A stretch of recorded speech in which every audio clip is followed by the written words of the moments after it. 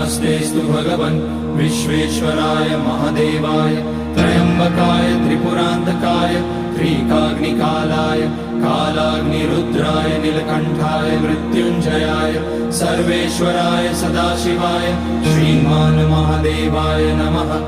ॐ नमः शम्भवाय च मयोभवाय च नमः शङ्कराय च मयस्कराय च नमः शिवाय च शिवतराय च। ॐ त्र्यम्बकं यजामहे सुगन्धिं पुष्टिवर्धनम् उर्वारुकमिव बन्धनान् मृत्योर्मुक्ष्यमामृतात्। नागेन्द्रहाराय त्रिलोचनाय भस्माङ्गराय महेश्वराय नित्याय शुद्धाय दिगम्बराय तस्मै नकाराय नमः शिवाय। मन्दाकिनी सलिलचन्दन चर्चिताय नन्दीश्वर प्रमथनाथ महेश्वराय